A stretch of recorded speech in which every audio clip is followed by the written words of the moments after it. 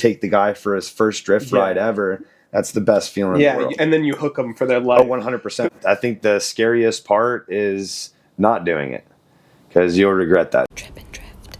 Welcome back to the Drip and Drift podcast. My name is Nick, aka Drip and Drift, and today we got a co-owner of Team No Tread, partnered up with Zeknova. Please welcome Tyler. Thanks What's for up, coming guys? out, man. How's it going? Great, dude. Yourself? Pretty good. How's everything Happy to been be here. Recently?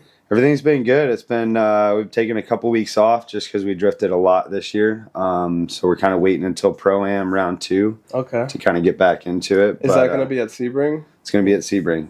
Yep. August 24th, I think, 25th, something like that. Nice. So we're excited about that. Hopefully we'll have our next container in Tampa before then, because we're looking at some tires that we need to get in. So hopefully we'll get those. If not, we'll be running some smaller tires. True that. Yeah. So you don't have enough currently right now for that? We actually, we do. Lewis does have a lot more than we do as far as certain sizes. We kind of chose to bring in a few different sizes, not necessarily knowing that Pro-Am was going to need the bigger size. So we do have a lot more coming in of the 285s. I think that was what we kind of ran low on, but we got 265, 200 tread wears that kind of rip just the same. May not last as long as the 285s, but just as good. Yeah, you need some bigger ones for that Vette. Yeah, well, for a lot of those guys that are running 600-700 horsepower, you need a big tire. That too. That too. Yeah, especially lasting 2 laps out there. It's a lot. Yeah, dang. So we'll get into Zeknova a little bit later and Team No Tread, but for sure. I first want to hear about how you personally got into drifting. Your start, were you always in the cars? Or? Yeah, I was always interested in cars. I grew up. My friends' dads used to race, do the autocross. I had a buddy that was into go karting, so I really gravitated towards that. Didn't really have the means or the money, so I was into go peds and little go karts here and there. But over time, throughout college, I was like, man, I really want to get into cars. Never really had the means to back then. So I had a buddy of mine, Ryan Seabold, Leadfoot. I don't know if you know Leadfoot. He drives that black Miata at Showtime. He's always got that American He's only flag. been at Showtime? Really only been at, he's been at a couple different places, but he's drifted since high school, just more or less before drifting was actually like I guess a thing where we are. But yeah, he did burnouts, and so we took a trip up to DeSoto back before Cletus bought that place, and we used to run his old 300ZX. Every now and then we'd run it, and I think it was a piece of crap, but it was fun. So that's where I kind of got into the car, learned how to clutch kick, learned how to kind of get it sideways. I wasn't good at all, but I knew I wanted to buy a car after that, and basically it took me a long time to get it, but it took me till I had my son, and I was like, well, I'm financially okay to be able to own a car and take care of it. Even if I got to sell it, it's not that big of a deal. So bought the car, completely stock. I think it had a handbrake in it because the guy wanted to learn how to drift, but just bought a handbrake. Was it the Z? It was the Z, okay.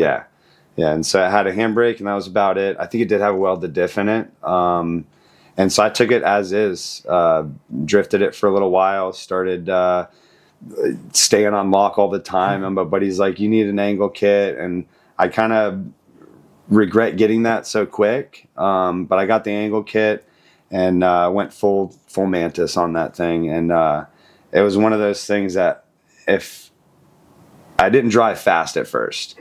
So I didn't learn that momentum drifting, which I should have learned at first. But I grew into kind of becoming fast because everybody else was just beelining past me, or they'd hold less angle, and I'd just be sitting there at lock, even with all the angle in the world. You just don't go anywhere. Yeah.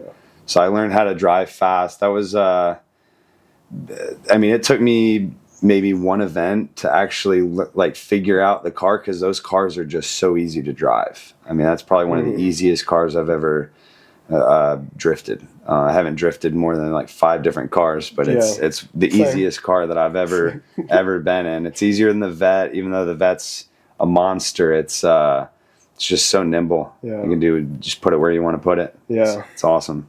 Yeah. Dang. And then, so you got you got the 350Z, you worked on that, got a little better at drifting, and then you also got a C6? Yes. Yeah. So I upgraded the Z. I think 3 years, put a roll cage in it, seats, harnesses, the whole 9 yards. Wanted to do competitions with that car.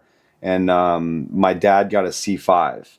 So he got into drifting. He's always wanted to get into it as well. So he got a C5, and I started drifting that. I got to feel the power and everything. He didn't really drive it that hard because he didn't realize what the car could actually do. Right. So we took it up to Polecat in Tennessee, and that was, we let that car loose because it's got so much in second gear. It's so long that it's hard with Showtime and OSW to really let it go. Yeah. So Polecat was something where we both didn't realize what we had, and flying 100 miles an hour into a corner and being able to stay in it rather than the Z kind of bogs down. It's amazing. It's amazing. So that's what made me look into getting a Corvette. I always wanted a C5, but the C6 is just a little bit better platform. Engines were a little bit better. I like the look of the C5. A lot of people don't, but I love the look of the C5, but the C6 is just a better option all around. Yeah. And when I bought mine, because I bought it from, Tyler Hess? Tyler Hess. I think he came down. I can't remember where he came down from, but he's building it. I think he's building a BMW. Okay. But he had 2 Corvettes, and so he went to Showtime one time and selling the car a week or 2 later. I was like, well, I don't feel like building a whole nother car, so I'd rather buy one that's kind of set up, just needs a little bit of work, and so bought that car. Found out he had another one. I was like, Tom, he's got another Corvette sitting in there with the front end damage. So Tom bought that literally 2 days later. And so we both had Corvettes, both started upgrading them. Nice. We've done pretty much the same things to our cars, both of us. Yeah. He's got different angle kits than I do, but our cars are pretty much identical. And so we've been drifting together for 3.5 years. Yeah. I had my 350Z, I'd sold front end parts to a guy in Melbourne. He had just moved down from Connecticut, and so I sold him the part. Well, didn't really sell him the parts, gave him the parts because he got over to me. I realized he's a young kid, wanted to get into drifting, didn't really have any parts or whatever. So I was like, here's some parts, here's the front end stuff that you needed, and go have fun. So he invited me to a private day, and that's kind of how me and Tom met. Tom had never tandem before. I hadn't kind of tandemed, but they looked good because him and his buddy had matching 350Zs. So they looked like they knew what they were doing. So I was like, hey, man, you want to tandem? Yeah. He's like, give me a few laps. And so after the few laps, I was like, he threw me the thumbs up, and we've been drifting ever since. And it's been a blast. And that's kind of how we started Team No Tread. And everything, so. True. So from that day and you guys meeting, driving a little bit together, you vibed with each other. Yeah. I was like, let's start a team. Yeah, well, we both own businesses, so we kind of had the same mindsets about things. From drifters we're kind of rebels or outcasts more or less. Yeah. Like we were the skaters, the dirt bikers, the BMXers growing up, and so he's kind of the outlier. Even from the drifters, and so am I. Like I'm more. I wouldn't say I like the off-road stuff more than the on-track stuff. That's what I grew up doing. But the pavement always kind of intrigued me. I always wanted to be some sort of race car driver or something. But the drifting kind of gravitated. So we had the same kind of mindsets. We both wanted to go in the same direction with drifting. And so that's kind of how we just vibed out with that. And we both had the means to travel. And so a lot of the guys here that we can't really go outside of Florida. It's hard. You got to have a trailer. You got to have all the stuff. So that was something where we traveled. We went to Georgia, South Carolina. We've been to Tennessee. Have you competed against each other? We haven't actually battled each other yet. They've set us on opposite sides of the bracket most of the time. And then I always get paired up with some of the best guys there. And I don't want to like to say that I have excuses, but I love battling those good guys because that's only making me better. For sure. But Tom's won 2 competitions this year. Yeah. Okay. It was at OKC. Yeah. OKC, the Monster Drift, and then he won the Beast Coast Comp. Nice. And that was really cool. I mean, we knew that we could do competitions. We just had never really tried, and going into it, we just wanted to do it for fun. Yeah. And so realizing after he won the Orlando comp, battling Christian, that was like one of those things where like, dude, let's see how good we really are. Yeah, for sure. So now we're gonna try Pro-Am. We don't really have the cars for it, even though there's other people with cars that are less horsepower. We just don't really have the cars for it, but we want to just get in there and rough it up with the guys. So. Yeah, dude, that's how kind of I want. Once I get the car caged and start getting a little more of my stuff together, I do want to compete, but it's more for just like the fun, seeing myself against like my local drivers. Dude, I like that. Yeah. Competitiveness. It's the competitiveness because we get out of high school. I mean, I grew up playing sports. So I grew up playing football and soccer, and I wrestled, and I did basically all the sports you can imagine growing up. And so I didn't really have that competition after high school.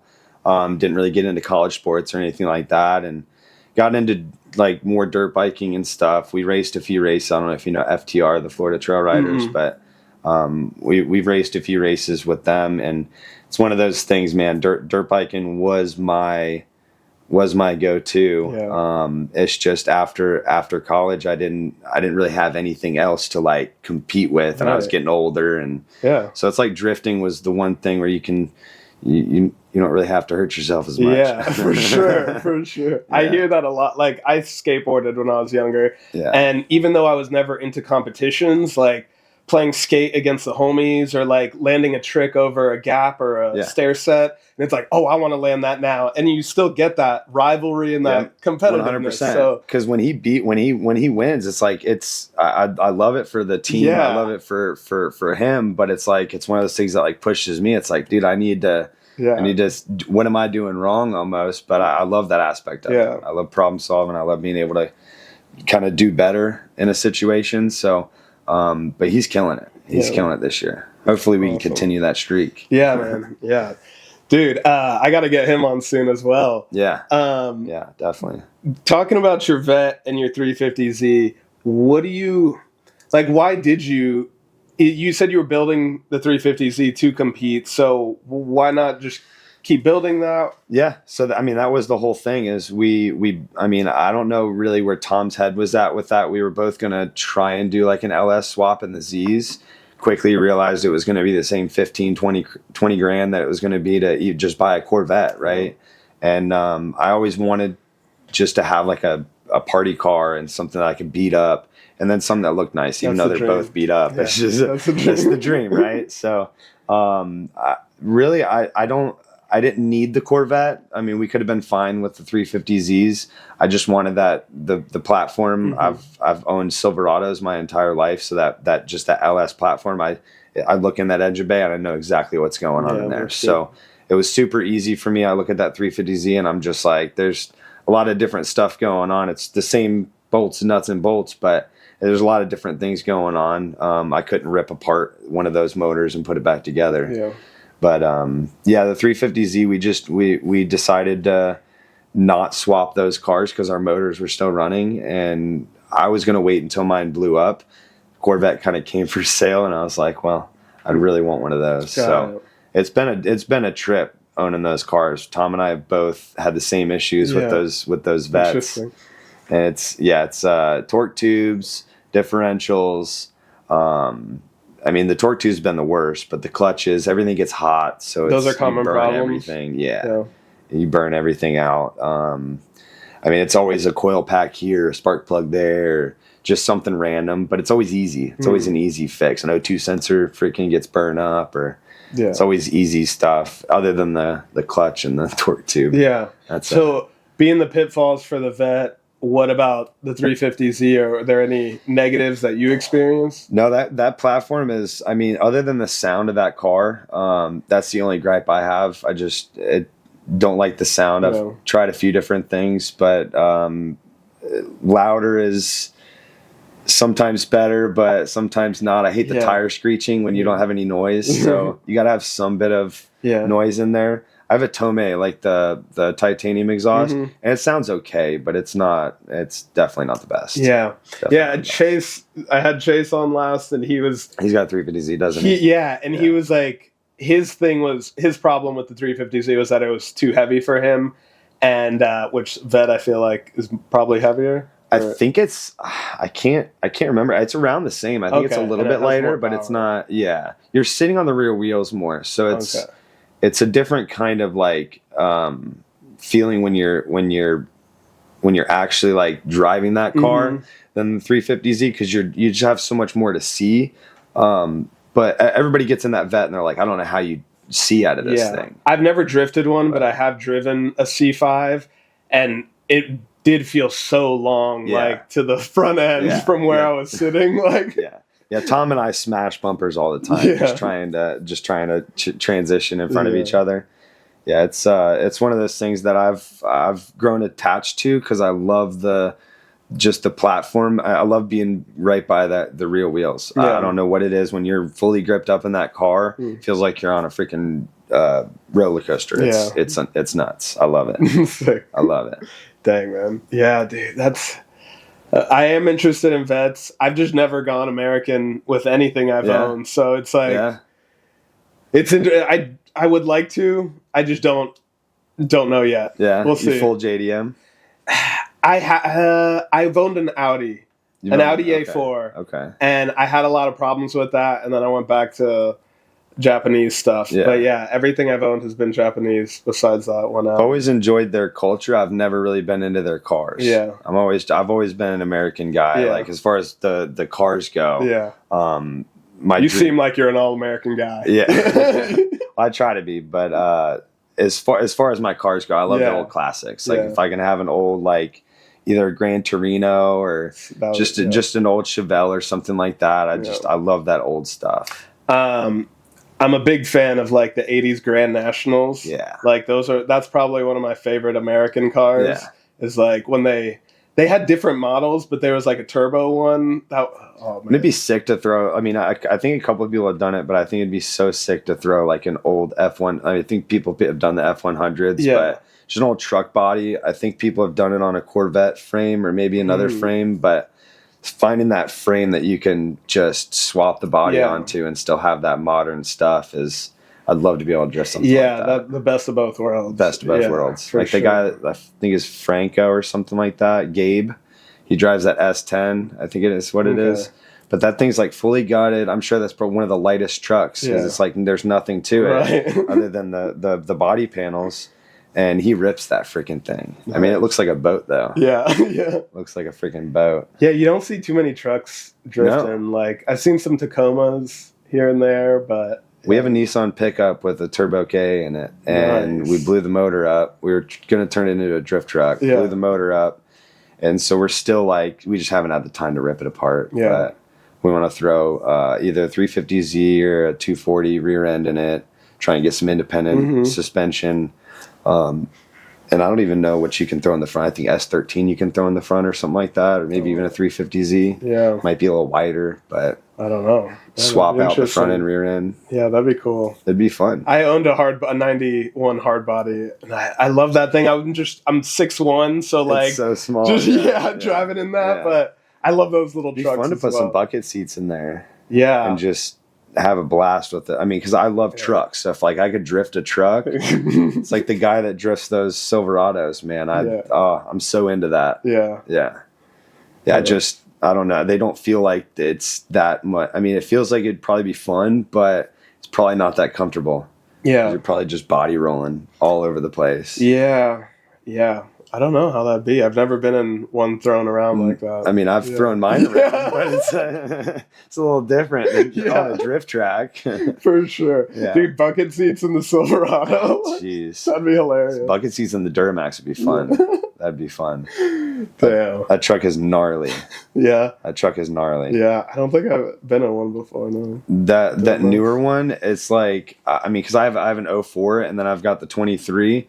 And that 23, it tows a 10,000 pound trailer with everything in it, like it's not even behind the truck. Yeah. And so, I mean, I've been in a lot of trucks where you can feel the trailer behind it. Yeah. And that truck is just, it's smooth. It's so smooth down the road, going 80 mile an hour. My Titan, you can feel a little trailer behind it. Yeah. It's a regular sized truck. Yeah. So, yeah, the bigger trucks, man, and I didn't really realize, because my old truck freaking tows. I mean, it tows 20,000 pound dump trailers for roofing all the time. Yeah. And so for that truck to feel any better than that, I was like, there's no way, because that truck's all upgraded. It's got all the nice stuff in it, and you get to the brand new trucks, and they just, I mean, yeah, they're pieces of crap because they're so thin, but they move. Yeah. Those are some big small horsepower numbers, big torque numbers. Yeah, true. Big torque numbers. That's what's up. Yeah. Dang, man. Yeah. So, Zeknovas. Yeah. How'd that come about with you guys? What's your role, or what do you? That's actually a crazy story. So we went to Fall Double Down last year in November, and I was like, dude, we need to start like some sort of like team page, because we always wanted to build a community of drifters, because I didn't really have the people around me. Yeah, I had Ryan, but he didn't really have all of the technical skills, right? And so he didn't know what kind of differentials you need to put, or if you need to change that, or weld the diff, or angle kits. Like, he just drove the car the way it was. He didn't change anything. And so to find out all that stuff over the course of 3 years, I was like, man, there's got to be a way for these other guys to kind of learn that and not have to go through the struggles that we had. Plus, it's, again, you're dealing with guys that are outcasts. Some of us are introverts, some of us are extroverts. So you got those guys that don't want to talk to anybody. And so we kind of brought in a lot of those guys that, especially at Showtime, that didn't really have like a group per se, but we all drove together. And so I wanted to bring everybody together, have a place where we could kind of talk about stuff, go to events, do all that. And so it's kind of grown to, I think we have 40 drivers, 30 or 40 drivers or something like that. And huge community behind us. We get invited to a lot more stuff now, which is cool, because we didn't really know anybody in the drifting world up until about 6 months ago. I mean, we knew the people we knew and the people we drifted with, but outside of that, nobody really knew who we were until you have the team. And we didn't really realize that. We thought like, oh, well, we'll get there when we're good enough drivers and all that kind of stuff. And so we started the team, and then as we progressed, we wanted to give the guys some more incentives to just run the stuff, run our banners, run the shirts and all that kind of stuff. So we're like, let's try and get some sponsorships. Like, we needed a good tire, because we were running Kendas before, and the sidewalls started coming apart. So we're like, dude, we got to find a good tire that's not super expensive.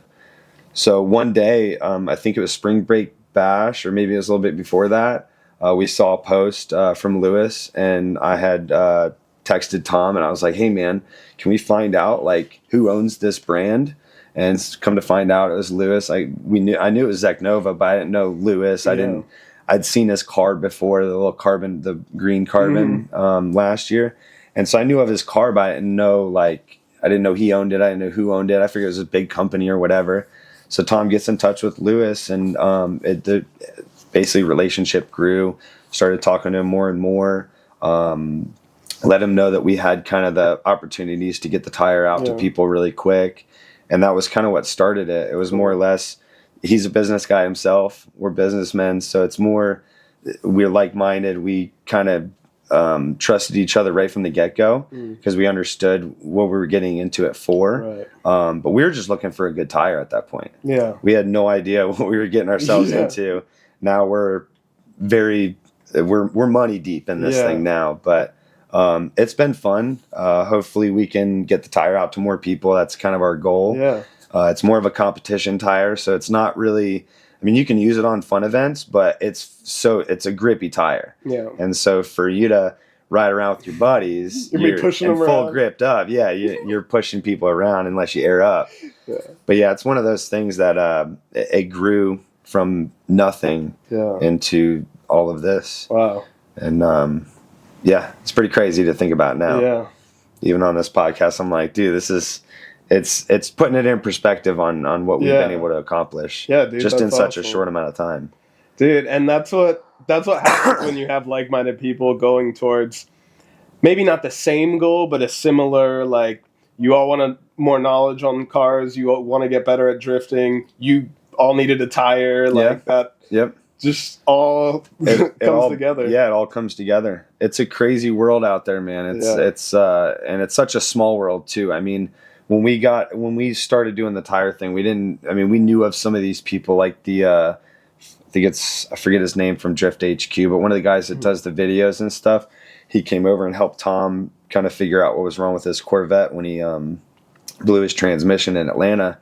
And so some of those guys, we talked to Savio from Drift HQ, and he lent us a dipstick for Tom's car, and Duarte and all them. Like, it's just cool to be able to, and Hurt. And then even like we went to Lanier and hung out with T-Pain and drifted with all those guys, and just kind of exposing the tire to the people that we kind of idolized for a while is really cool. Yeah, I think that's probably the one thing where it's like, okay, we're doing something cool. It's that defining moment kind of thing for us. We're on the right track. We're on the right track. You're getting the positive reinforcement. Yeah, 100%. Because we know the tire is, it'll sell itself once they get put on cars. Yeah. It's once you got to put them on the cars, and so to get the information out to people, you got to do stuff like this and be able to talk to people and get the word out. Because once the tire is on the car, and everybody's loved the tire. There's a few people that are like,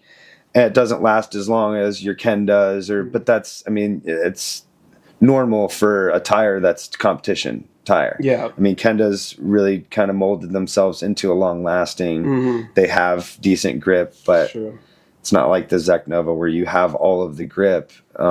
Most people can't even run below 10 psi like they can on the Kendas. It's like you're just too gripped up. Yeah.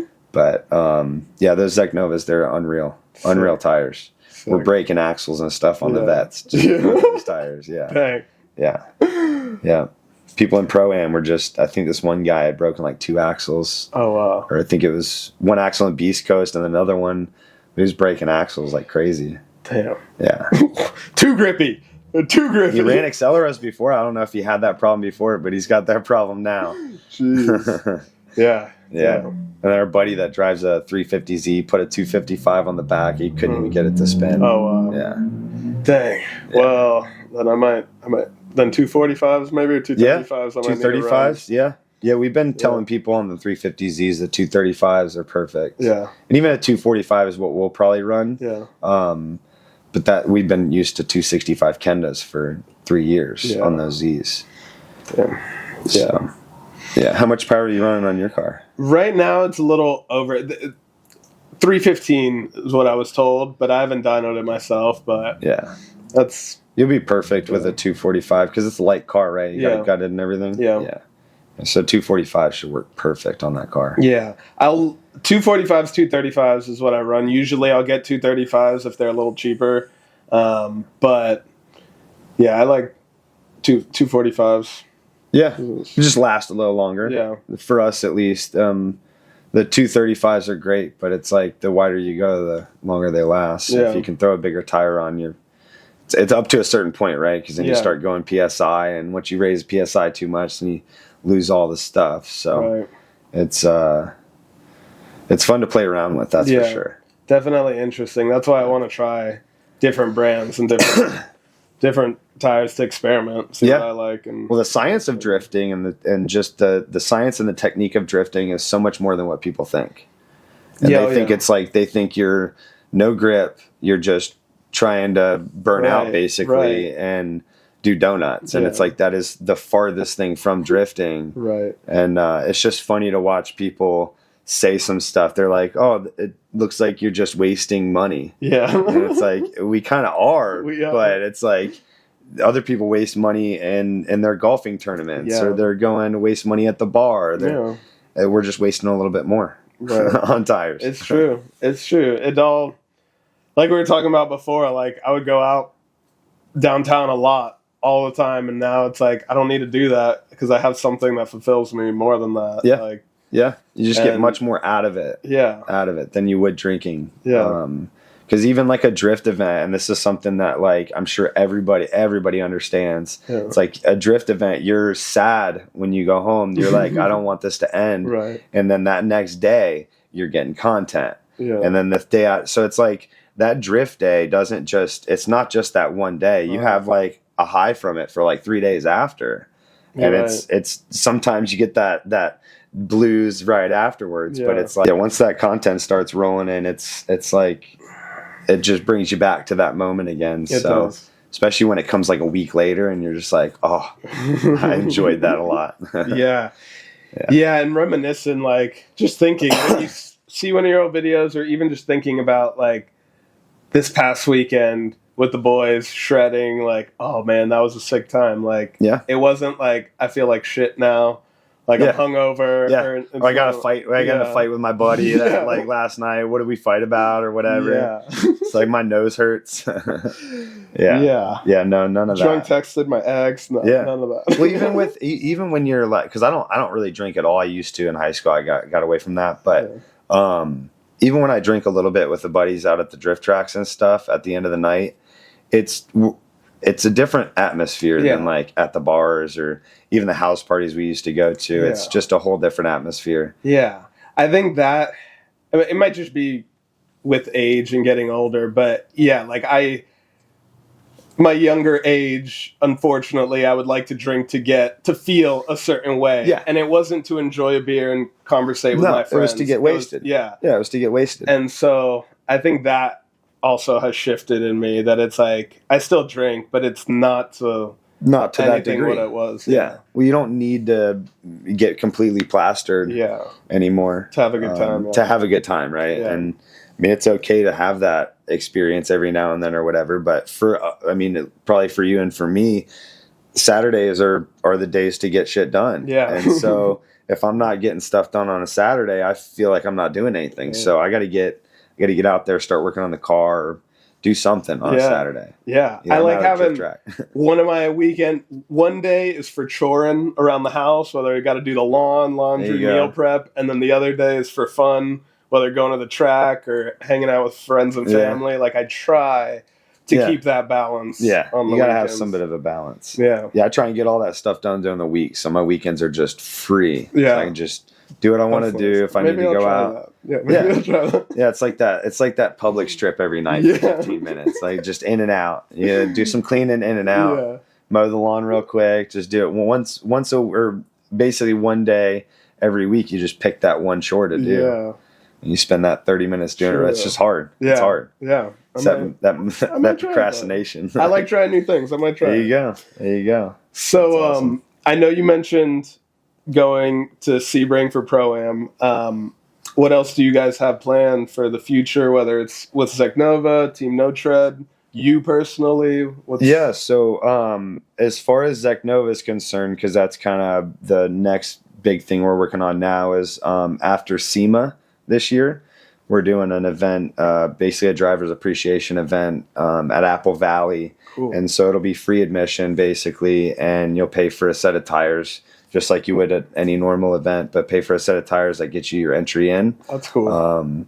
And so we'll do that. That's going to be later on this year, November 10th. And then we've got Fall Double Down, which is in South Georgia. It's a 3-day event. That's my favorite event in the year. I usually bring both cars. What track is that at?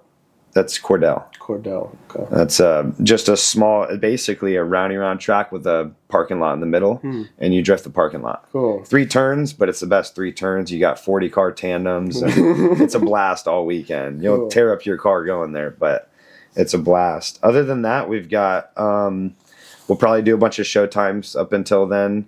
I'm getting the Z worked on now. It's had a clutch issue and some fuel delivery issues, and I've been working on cars.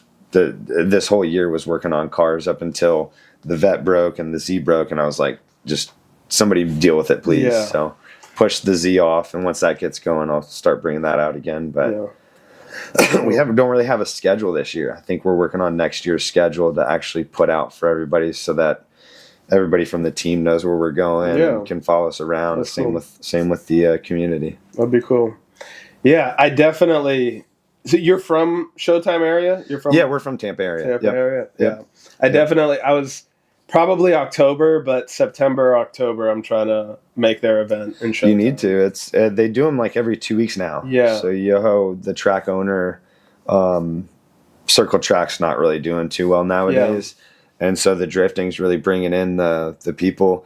We actually did a fun competition during their race day, just with the team. It was just like 10 of us, the team, and we did a fun little competition there during their halftime shows and took kids on rides, and it was a blast. And the whole entire crowd was involved in it, which I think drifting as a whole is being seen by a lot more people now. When they go to the track, they kind of understand what's going on, and it's really fun to see people come up to you and they're like, "Hey man, I've been watching drifting for a little while and I'd love to get in the car," and you take the guy for his first drift ride ever. That's the best feeling in the world. And then you hook them for their life. Oh, 100%. That's what happened to me, I'm sure. Yeah. Oh, yeah, no, 100%. 100%. There's four guys on the team that have just bought their first drift car, and I just welded a diff for one of them yesterday or 2 days ago, and it's one of those things where everybody that I take on a ride either wants one or is getting one. Yeah. And it's a sport to be reckoned with, that's for sure. It's a hobby to be reckoned with. Yeah. It's not going anywhere anytime soon. It is, man. I hope not. I hope not going anywhere anytime soon. I don't think they can. I don't think anybody can stop us. No, I don't think so. I have faith in it. I just know like tracks closing and like other car culture scenes making us look bad for this or that. Like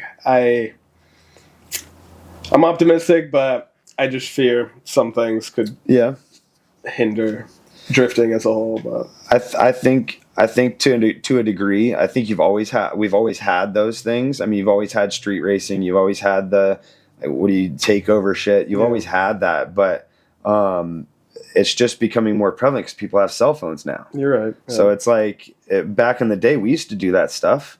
We just weren't doing it in crowds of people, and we didn't record it. So it's hard for me to explain all of like my thoughts on how drifting is going to stay, but it's very hard to keep people away from racing. Yeah. Like racing is always going to be there, whether you're racing a freaking car or you're racing on foot. There's always going to be a race. Like racing is racing, but car racing and I mean cars has been our entire the last 120 130 years has been like our entire existence. I mean, we can only rely on cars nowadays. Yeah. So it's like if you don't have a fucking car, you can't go anywhere. We built our cities. Unless you're in a city and you can just walk everywhere, take a bus, you need a vehicle. Yeah. And so I don't think that's going to, I think the whole EV thing, people are going to try to push that, but there comes a point when you can't pull that lithium out of the ground or it just becomes too expensive. The grid can't support that much electricity all the time, like the power. Like they tried E85. They tried to push that for a long time. Yeah. I mean, they tried to push that. I mean, that was going to be the main fuel. Yeah. And that didn't really. And now it's a race car fuel. Yeah. I've been hearing more about like the hydrogen stuff that Hyundai is doing and some other companies, and the synthetic fuel as well. I think Porsche is doing that.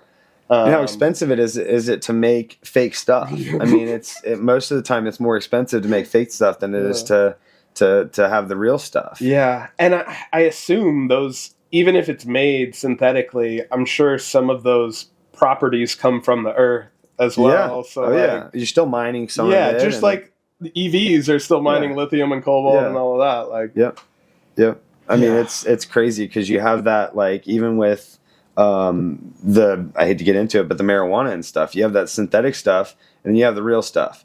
The people that have tried to make the synthetic stuff, now they're calling cops on themselves. They're in the hospital. They're messing people up. Yeah. And it's like, most of the time synthetic stuff's way worse than the real. I don't even know how we got into that. Won't know with the synthetic fuel, but won't with the fuel, like we probably won't know the effects until like decades later when it's probably too late. And idea. I think the worst thing I think like as far as environmental stuff goes for the drifting and stuff, I mean, the tire particles are probably the worst. But that's another thing that I've been trying to. I want to push the guys. I haven't really invited them.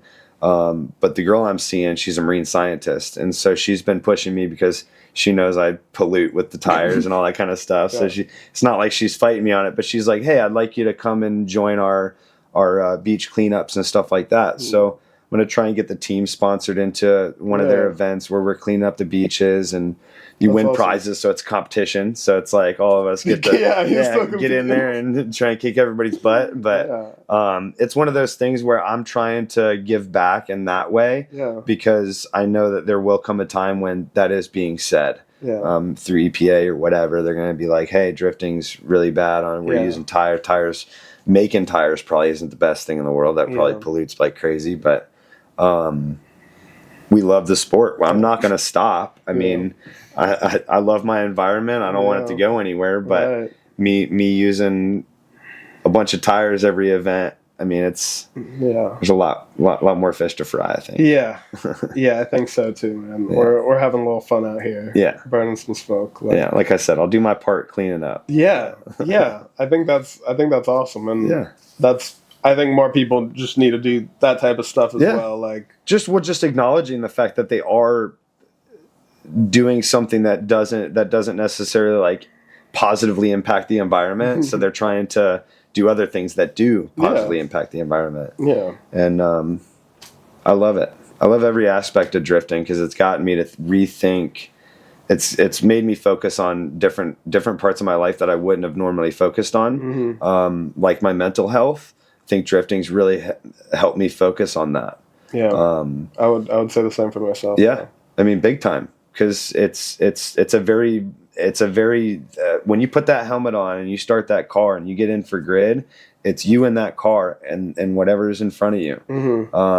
I think that focus and that drive that you have to even get the car ready to put on the trailer, to then load up your truck, to then drive to the event, to unload your car, to get the tech pass, get all your stuff ready, get your boots on, whatever you got to get on, get in that car. That's a lot, dude. It takes a driven person to do all of that. For sure. To get to that point where you're in your race car on grid.